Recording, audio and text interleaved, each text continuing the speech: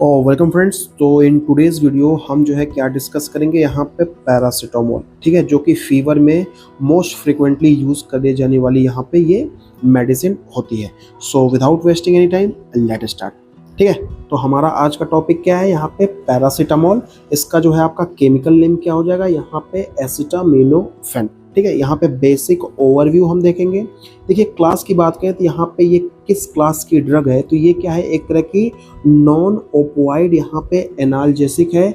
और इसको हम और क्या बोलते हैं, एंटीपायरेटिक। एंटीपायरेटिक का मतलब होता है कि यहाँ पे ये क्या करता है, टेम्परेचर को रिड्यूस करता है। ठीक है, अब देखिए इसका केमिकल नेम की अगर हम बात करें तो इसको हम बोलते हैं एन एसिटल पैरा अमीनो यहाँ पे फिनॉल।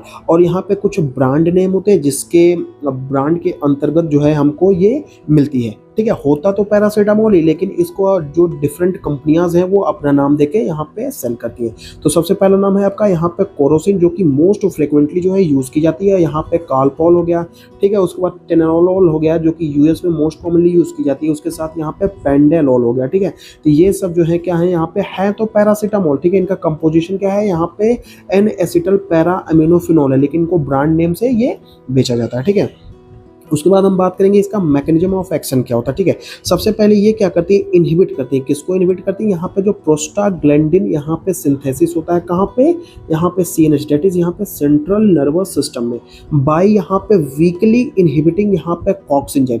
जो कॉक्स एंजाइम होता है उनको ये क्या करती है, यहाँ पे इनहिबिट करती है। अब देखिए दो तरीके के कॉक्स एंजाइम होते हैं, एक होता है कॉक्स 1, दूसरा होता है आपका यहाँ पे कॉक्स 2। यहाँ पे राइजेस द पेन यहाँ पे थ्रेशोल्ड एंड यहाँ पे lower the hypothalamic set point.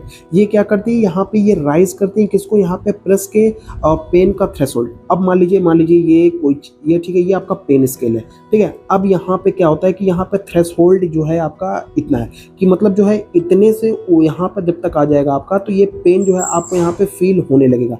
लेकिन ये मेडिसिन क्या करती है, जो ये थ्रेशोल्ड होता है ना, तो इसको और ऊपर कर देती है, यहाँ पे कर देंगे, तो पेन जो है आपको यहाँ पर फील होगा, ना कि यहाँ पे पूर्ण। तो यही इनका जो मेन मैकेनिज्म ऑफ एक्शन होता है जिसके थ्रू ये वर्क करती है। ठीक है, टू रिड्यूस यहाँ पे फीवर, पेन की बात करें या फिर आप टेम्परेचर की बात करें। ठीक है, नो एंटी इन्फ्लेमेटरी, मतलब जो है ये आपका जो पैरासीटामोल होता है ये कोई एंटी इन्फ्लेमेटरी एक्शन को परफॉर्म नहीं करता, ना कि कोई यहाँ पे एंटी यहाँ पे प्लेटलेट इफेक्ट। अनलाइक यहाँ पे जो नेसिड्स होते हैं ना, ये क्या करते हैं, एंटी इन्फ्लेमेटरी इफेक्ट और एंटी प्लेटलेट इफेक्ट को भी शो करते हैं। लेकिन जो आपका यहाँ पे पैरासीटामोल होता है ये सिर्फ जो है यहाँ पे क्या करता है, टेम्परेचर को रिड्यूस करता है और यहाँ पे पेन को रिड्यूस करता है। जैसे कि आपका यहाँ पे आइबुप्रोफेन जो है वो करता है, लेकिन पैरासीटामोल ये काम नहीं करता। अब देखिए हम यहाँ पे बात करेंगे कि इसका यूजेस क्या होता है या फिर कब इसको हम यूज़ कर सकते हैं। तो यहाँ पे फीवर में क्या होता है कि यहाँ पे हमारे बॉडी का टेम्परेचर क्या होता है, वो बढ़ जाता है। दैट इज़ यहाँ पे जिसको हम बोलते हैं पायरेसिया या फिर पायरेटिक बोल सकते हैं। तो ये वर्क करता है एज ए एंटी पायरेटिक, मतलब टेम्परेचर को रिड्यूस करने वाला, इन ऑल एज ग्रुप, मतलब चाहे वो बच्चा हो, चाहे वो बूढ़ा हो, चाहे वो यहाँ पे एडल्ट इंडिविजुअल हो। ठीक है, ये माइल्ड टू मॉडरेट पेन, मतलब जो है ये क्या करता है, यहाँ पे अगर माइल्ड टू मॉडरेट पेन है तो उस कंडीशन में भी आप इसको यहाँ पे यूज कर सकते हैं। डेट इज यहाँ पे हेडेक के केस में, मसल पेन हो रहा है या फिर आपका डेंटल पेन हो रहा है, तो इस कंडीशन में भी आप इसको यहाँ पे यूज कर सकते हैं। ऑस्टियो आर्थराइटिस का मान लीजिए कोई पेशेंट है, तो उसमें यूजली जो है क्या प्रिफर करते हैं यहाँ पे, नेसेड्स इन एल्डरली इंडिविजुअल। लेकिन अगर यहाँ पे जो है आपका एडल्ट है तो उसमें भी आप इसको यूज कर सकते हैं। और यहाँ पे post vaccination for fever and pain, मतलब मान लीजिए आपने वैक्सीनेशन ली, उसकी वजह से आपको यहाँ पे फीवर और यहाँ पे पेन हो रहा है, स्पेशली जो बच्चे हैं उनमें, तो उसमें भी आप पैरासीटामोल यूज कर सकते हैं। ठीक है, यहाँ पे अल्टरनेटिव टू नेसेड्स, मतलब जो नेसेड्स है यहाँ पे non steroidal anti inflammatory drug होते हैं, उनका अल्टरनेटिव क्या है आपका, तो उनका अल्टरनेटिव क्या है आपका, पैरासीटामोल। इन यहाँ पे गैस्ट्रिक अल्सर या फिर जो है एंटी कोगुलेंट पेशेंट में आप इसको यहाँ पे यूज कर सकते हैं। ठीक है, अब डोजेस की बात की जाए तो यहाँ पे एज ग्रुप और यहाँ पे डोजेस, तो यहाँ पे जो आपका एडल्ट होता है तो एडल्ट में आपको यहाँ पे 500 mg से लेके यहाँ पे 1000 mg जो है वो एवरी यहाँ पे 4 to 6 आवर में दे सकते हैं। और मैक्सिमम आपको कितना देना है, यहाँ पे 4 ग्राम पर डे देना है। इससे ज़्यादा देंगे तो यहाँ पे टॉक्सिसिटी हो सकती है। यहाँ पे चिल्ड्रन की अगर हम बात करें तो यहाँ पे बेस्ड ऑन वेट, मतलब बच्चे का वेट कितना है उसके अकॉर्डिंग आप यहाँ पे बच्चों को देते हैं। तो यहाँ पे 10 to 15 mg पर kg डोज एवरी यहाँ पे 4 to 6 वीक आपको यहाँ पे देना है। देखिए मैक्सिमम डोज इन एडल्ट, मतलब एडल्ट में आप मैक्सिमम डोज एक दिन में कितना दे सकते हैं, यहाँ पे 4 ग्राम पर डे। वहीं पे अगर हम बात करें यहाँ पे कोई लीवर डिजीज का पेशेंट होता है तो उसमें आप maximum 2 gram per day they सकते हैं। अब देखिए यहाँ पे लीवर डिजीज को क्यों मेंशन किया गया, क्योंकि जो आपका पैरासीटामोल होता है वो क्या करता है, यहाँ पे मेटाबॉलिज्म जो इसका होता है वो कहाँ पे होता है, यहाँ पे लीवर में, ठीक है। तो यहाँ पे लीवर की टॉक्सिसिटी हो सकती है, तो इसलिए जो है यहाँ पे मैक्सिमम डोज कितना रखा गया है, यहाँ पे 2 ग्राम पर डे। अब देखिए इसके साइड इफेक्ट क्या हो सकते हैं, ठीक है। यूजली जो इसके साइड इफेक्ट होते हैं उसको यहाँ पे टॉलरेट किया जा सकता है, लेकिन यहाँ पे ओवरड्यूज कैन कॉजेस यहाँ पे हेपेटिक टॉक्सिसिटी, मतलब लीवर टॉक्सिसिटी आपको देखने को मिल सकती है ड्यू टू एक्यूमुलेशन ऑफ यहाँ पे टॉक्सिक मेटाबोलाइट। ये टॉक्सिक मेटाबोलाइट क्या है, इसका नाम होता है NAPQI, जो कि यहाँ पे लीवर में आपको देखने को मिलेगा। अब देखिए मान लीजिए यहाँ पे पैरासीटामोल की यहाँ पे टॉक्सिसिटी हो गई है, यहाँ पे टॉक्सिक डोज, यहाँ पे जो एडल्ट है यूजली तो आपको कितना लेना था, यहाँ पे 4 ग्राम, लेकिन पेशेंट ने कितना ले लिया है, ग्रेटर देन 7.5 या फिर 10 ग्राम यहाँ पे इन ए सिंगल डोज, ठीक है। तब ये उसकी क्या हो जाएगी, टॉक्सिसिटी हो जाएगी। बच्चों की अगर हम बात करें तो यहाँ पे ग्रेटर देन यहाँ पे 150 mg पर kg, तो आपको यहाँ पे टॉक्सिसिटी जो है वो देखने को मिलेगी। अब देखिए इसका मेटाबॉलिज्म कैसे होता है, ठीक है। मेनली जो है बाई यहाँ पे लीवर बाई यहाँ पे ग्लूकोरोनिडेजन के द्वारा होता है 60%, और यहाँ पे सल्फेशन के द्वारा यहाँ पे 30%।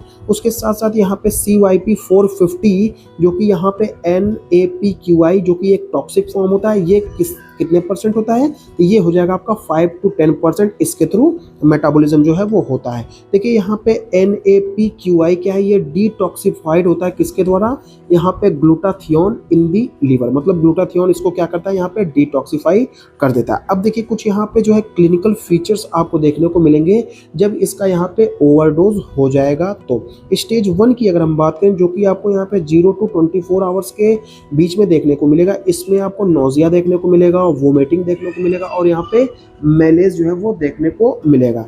और स्टेज 2 की अगर हम बात करें, जो कि यहाँ पे 24 आवर्स से लेकर यहाँ पे 72 आवर्स के बीच में देखने को मिलेगा, यहाँ पे आपको राइट अपर क्वाड्रेंट पेन देखने को मिलेगा, और आपका जो लीवर एंजाइम है वो आपको एलिवेटेड मिलेगा।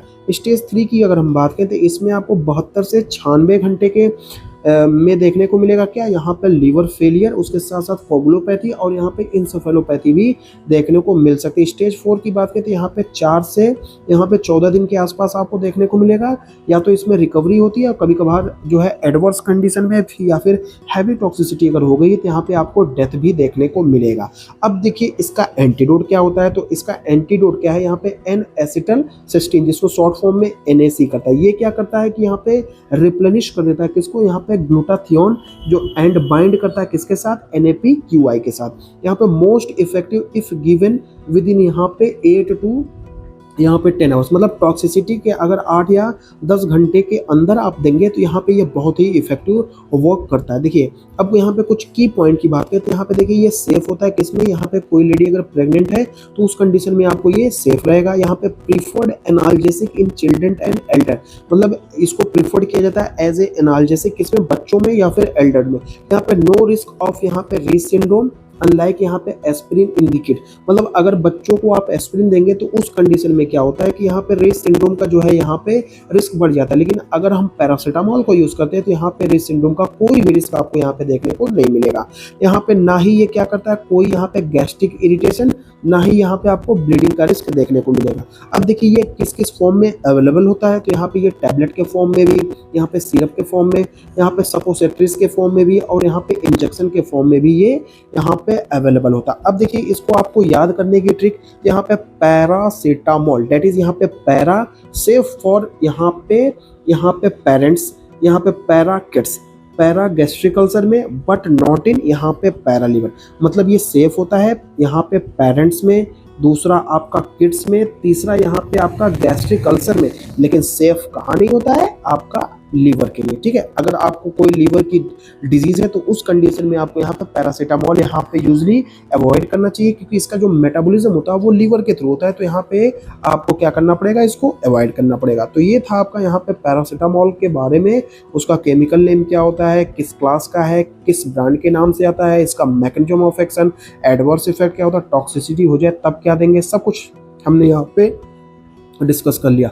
होप आपको ये वीडियो अच्छी लगी हो। Thank you for watching, keep supporting and have a great day.